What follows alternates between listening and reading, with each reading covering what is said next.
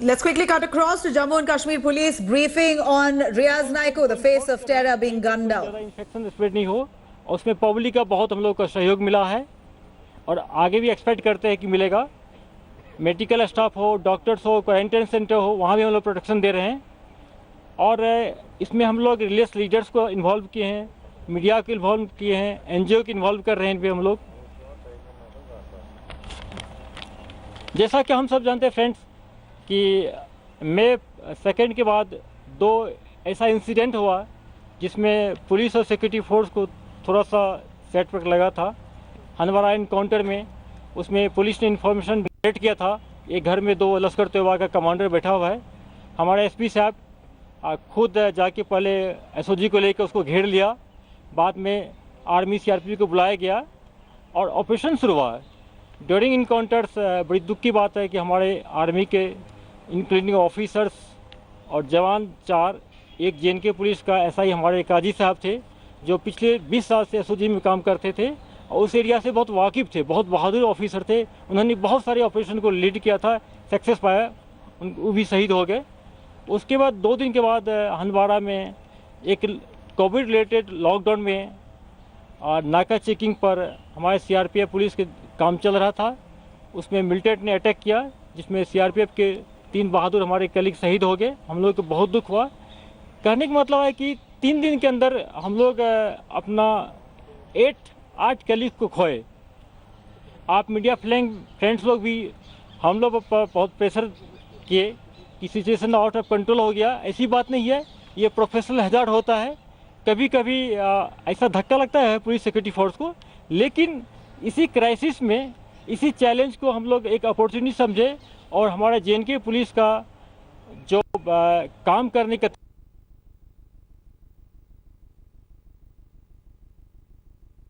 और police army CRPF को लेके ऑपरेशन लॉन्च करना, जो टेररिस्ट है उसको न्यूट्रलाइज करना।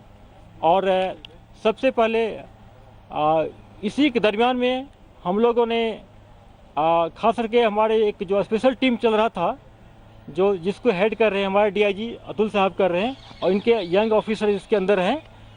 उन्होंने हालांकि पिछले 6 महीना से एचएम के कमांडर रियाज नायको के पीछे थे, इन्फॉर्मेशन जनरेट कर थे और अभी तक में 5-6 उनके हाइडेड को हम लोग बस्ट कर दिए थे।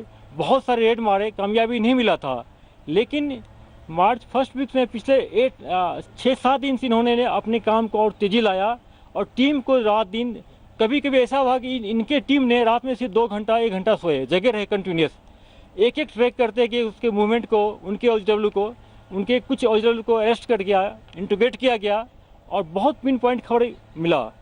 उसके तहत पुलिस की छोटी टीम ने पहले उस घर को कॉर्डन कर लिया, बाद में आर्मी को बुलाया गया, सीआरपीएफ को बुलाया गया और पहला दिन सर्च करने पर उस घर में कुछ नहीं मिला। फिर भी हम लोग इतना कन्फर्म थे कि इसके अंदर मिलिटेंट है, या तो अंदर में होगा कहीं हाइड आउट में। हम लोग कॉर्डन को नहीं हटाएं, कॉर्डन कंटिन्यू रहा। नेक्स्ट डे कल जाके सुबह 9 बजे जब मिलिटेंट ने पहले फायर किया, फिर हमारे फोर्स ने रिटेलिएट किया। उस रिटेलिएशन में जैसा कि हम सब जानते हैं एचएम का चीफ जो था पिछले 8 ईयर से एक्टिव था और पिछले 3 साल से एचएम का कमांडर था, उसमें मारे गए। ये police, JNK police, CRPF, army, सारे सिक्योरिटी फोर्स के लिए बहुत कामयाबी की बात है। और उसके साथ साथ कल एक और इनकाउंटर हुआ था खिरू में, उसमें अवंतीपुर पुलिस और आर्मी सीआरपीएफ मिलकर 2 और मिलिटेंट को था। तो टोटल कल 4 टेररिस्ट मारे गए, जिसमें एक एचएम का चीफ था और बाकी 2 एलटी के थे। उसके बाद वहाँ पर इनकाउंटर साइट पर 5 अगस्त के बाद हम लोग पहला बार देखें कि जो लॉ एंड प्रॉब्लम ज़्यादा हुआ था। हालांकि ये एक पॉजिटिव साइन था कि लॉ एंड ऑर्डर जो था वह लोकलाइज था, इनकाउंटर साइट के सराउंडिंग था। कल मैंने खुद हेलीकॉप्टर से पूरा रेकी किया, साउथ कश्मीर में कहीं भी कोई प्रॉब्लम नहीं थी, सिर्फ उस इनकाउंटर साइट पर हुआ था। हैवी पथराव हुआ था, उसमें हमारे 2 व्हीकल डैमेज किए। उस दरमियान हम लोग उसको हैंडल किए, प्रोफेशनली किए। फिर भी कुछ करीब 10-11 जो मिस्क्रिएंट्स है, स्टोन पेल्टर, इंजर्ड हो गए। 1-2 को बुलेट की इंजरी भी हुआ है, हॉस्पिटल में सारे हॉस्पिटलाइज है। हम लोग उसको मॉनिटर कर रहे हैं, सब आउट ऑफ कंट्रोल है। और का मरना आपने कहा जेएनके का चीफ था, तो कितना इसमें हम कह सकते हैं पुलिस के लिए तो आप बता रहे हैं बड़ी कामयाबी, मिलिटेंसी में डिक्लाइन हो सकता है, इतनी गिरावट भी आ सकती है, और साथ साथ में जो हमारा हंदवारा जिसको लास्ट ईयर मिलिटेंसी फ्री भी करार दिया गया था, अब्रप्टली इस तरह का इंसिडेंट हुआ जहाँ पे सीओ, सब इंस्पेक्टर या और भी जवान जो वहाँ पे हुए थे, मारे गए। तो ओवरऑल इसका आप किस तरह देख रहे हैं? नॉर्थ कश्मीर मिलिटेंसी फ्री होना, दोबारा एक्टिव होना, यहाँ से आप कह रहे हैं कि मिलिटेंसी चीफ मारा गया, डिक्लाइन आ सकता है, या इसमें अभी उभार जो आपको कल वहाँ से स्टोन पेल्टिंग या बाकी चीज़ों की सूरत में देखने को मिला है? To his question, are the militants trying to revive Handwara Kupwara belt? देखिए ऐसी बात नहीं, जैसे कि आप देखते हैं, हम सब जानते हैं कि लास्ट ईयर नॉर्थ कश्मीर में 35 मिलिटेंट मारे गए थे। इस बार टोटल अभी तक 9 मिलिटेंट्स मारे गए। ऐसा नहीं था कि लास्ट ईयर मिलिटेंट ही वहाँ पे नहीं था और इस बार हो गया। इन्फिल्ट्रेशन हो रही है, वहाँ मिलिटेंट है। और पिछला जो 2 इंसिडेंट हुआ है, जो पहला इंसिडेंट हुआ जिसमें कि हम सब जानते हैं कि हमारे कलीग्स 5 कलीग्स शहीद हो गए, बहादुर कलीग्स, लेकिन उस इनकाउंटर में एक ऐसा मिलिटेंट मारा गया है जो छिप गया। आप लोग उसको हाईलाइट नहीं किए, सोशल मीडिया में उसमें कन्फ्यूजन फैला दिया कि ये लोकल हैदर है वारपुरा सोपुर का, जबकि वो पाकिस्तानी हैदर था, मूसा का राइट हैंड था। मूसा जो 2000 एलटी के कमांडर था, 2018 मारे गए, तो उसको रिप्लेस किया था। और ये हैदर पाकिस्तान का है। ये बहुत लास्ट 3 ईयर से एक्टिव थे नॉर्थ कश्मीर में, ये रिक्रूटमेंट करा था और इसी भी पार्टी करते थे। एलटी का वहाँ बैकबोन था, वहाँ पर उस इनकाउंटर में मारा गया है। बाकी जो रिसेंटली जो हंदवारा में जो अटैक हुआ है, उसको हम लोग आइडेंटिफाई कर लिए। वो लोकल एलटी के 2 कमांडर हैं वहाँ कर, और हम लोग उसके पीछे लगे हैं।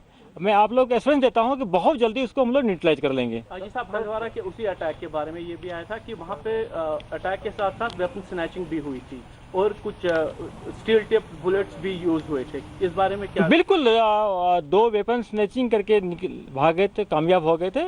उसमें 8 राउंड भी थे मारे गए। ये तो ऑलरेडी हम लोग शेयर कर चुके हैं आप लोगों से।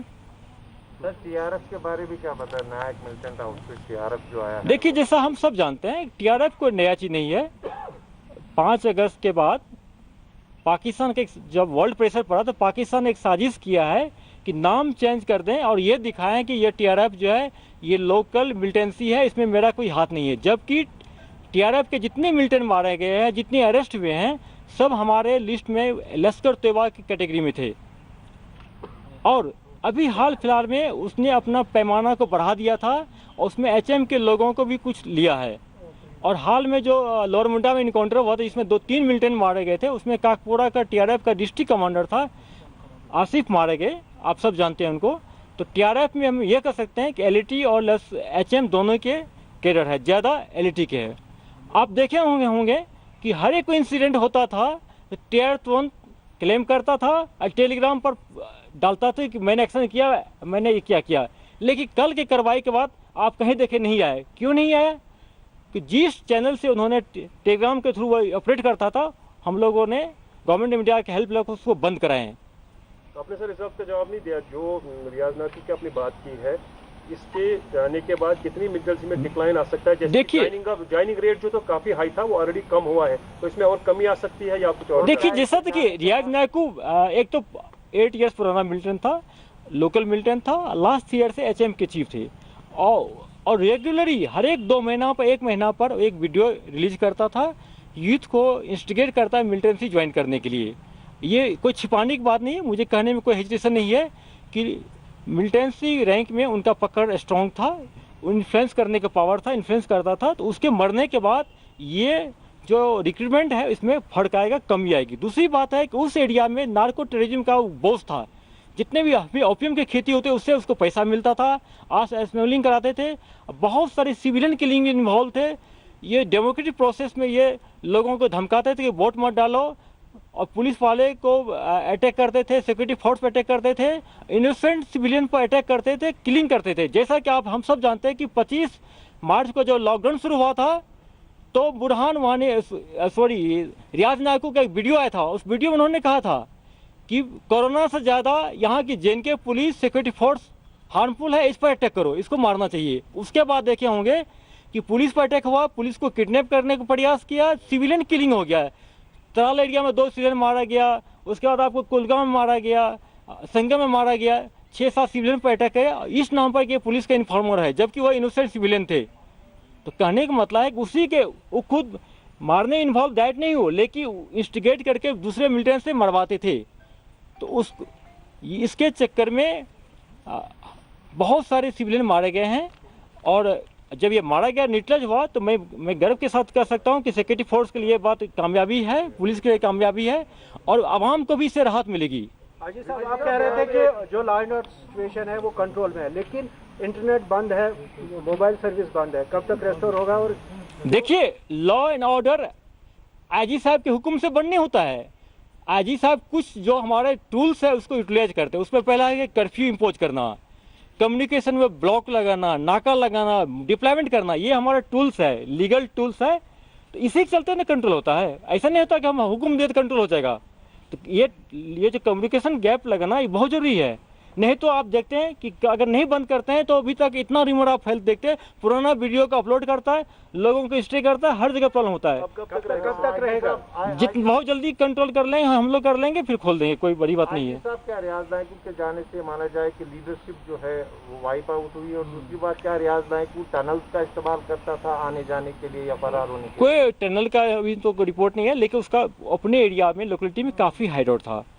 कम से कम 6-7 मरने के पहले हाइडआउट को हम लोग बस्ट कर चुके थे। ये 7वां हाइडआउट था जिसमें मिला ये, और बहुत कंट्रोल इससे होगा। क्या लीडरशिप खत्म हो गई है? ऑब्वियसली जो उसका मोस्ट जो एक्सपीरियंस लॉन्ग हैंडल लीडरशिप खत्म हो चुका था। उसका सिर्फ कारी यासिर मर गए, जैस का भी हो गया है, एजीएच की हो गया है, लेकिन लीडरशिप तो बनते रहता है जी। वो खुद बनाएंगे उसको, फिर उसके पीछे बढ़ेंगे। कौन बना है मुझे पता है, अभी ये शेयर नहीं करेंगे आप लोग को, शायद आप लोग पता भी होगा, लेकिन उसके पीछे भी हम लोग पड़े हैं। विजय जी, जो आर्टिकल 370 के जाने के बाद ये अटकलें लगाई जा रही थी कि हॉट समर होगा, तो आपको लगता है कि जिस तरीके के हमले हो रहे हैं या इन्फिल्ट्रेशन हो रही है, कोशिश की जा रही है कि उस तरीके के हालात बनाए जाए? देखिए, जब से हम लोग कश्मीर JNK एकेडमी ज्वाइन किए, ये हम लोग मानते हैं कि होली मंथ रमजान में अटैक बढ़ता है, लेकिन हम लोग दो चीज हमारे लिए चैलेंज था। होली रमजान मंथ था, दूसरा कोविड में डिप्लॉयमेंट। मेरा मैक्सिमम फोर्स लगा है कोविड डिप्लॉयमेंट में लगा है, लेकिन इस सिचुएशन के रहते हुए हम लोग प्लानिंग किए हुए थे, अभी भी किए हैं, उस पर जारी है कि एंटी टेररिस्ट ऑपरेशन को हम लोग लॉकडाउन नहीं करेंगे, इसमें तेजी लाएंगे, करते रहेंगे। One last question Vijay ji, हमने देखा कि पहले सिर्फ FP जो होते थे उनकी बॉडी आप खुद ले जाते थे, लेकिन अब जो सिविलियंस हैं उनकी बॉडी को भी उनके परिवार को नहीं दिया जा रहा है। इसका क्या रीजन क्या है? अचानक से चेंज करते हैं। हंदवाड़ा जो अटैक में एक अनफॉर्चुनेटली एक लड़का जो मेंटेनेंस था उसको गोली लग गया था। हम लोग उनके घर वाले के पास सोच गए, मोटिवेट किए कि अगर हमको आपको डेड बॉडी देते हैं, देने में कोई दिक्कत नहीं। पहले तो मीडिया में बता दिए इनोसेंट है, कुछ नहीं छिपाए हम। अगर आपको देंगे तो गांव वाले आपको प्रेशराइज करेंगे, 2000 लोग आ जाएंगे, उसके जुलूस में जाएंगे, जनाजा फ्यूनरल में। तो चूंकि रेड जोन एरिया है तो संभावना था कि स्प्रेड हो जाता वायरस वहाँ पर। उनके फैमिली मेम्बर मुतमिन हो गए, उनके इज्जत के साथ गाड़ी में ले गए। हम लोग एक आइसोलेट जगह पर उनको बारामूला में लाश साइट करवाई, इज्जत के साथ रिलीज। नहीं, अदर मिलिटेंट्स जो लोकल मिलिटेंट्स थे उनकी बॉडी पहले परिवार को दी जाती थी, अब वो नहीं दी जाती। बिल्कुल, जब तक कोरोना वायरस का खतरा है तब तक हम लोग नहीं देंगे। सर, फोन कब छोड़ेंगे? नेट तो आप ऑन ऑफ करते हैं, बात करेंगे फोन पे आपसे। Thank you very much.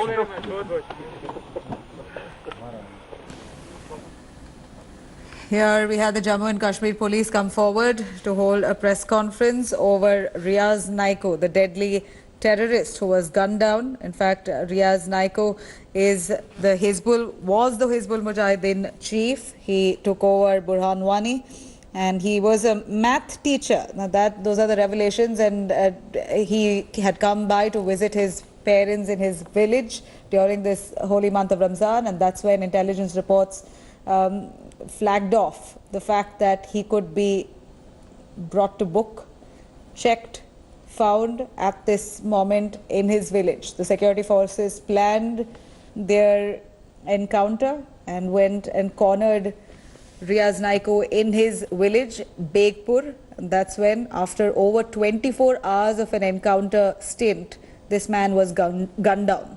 The deadly terrorist, who was the Hizbul Mujahideen commander in Jammu and Kashmir, he took after Burhan Wani, and now the Jammu and Kashmir police, along with the armed forces there, of course, a collective operation for them that was successful in gunning this man down. Hi everyone, Preeti Chaudhary here. Hope you like this video. For latest news and analysis, like and subscribe to the India Today YouTube channel. And don't forget to press the bell icon to stay updated. Thank you for watching.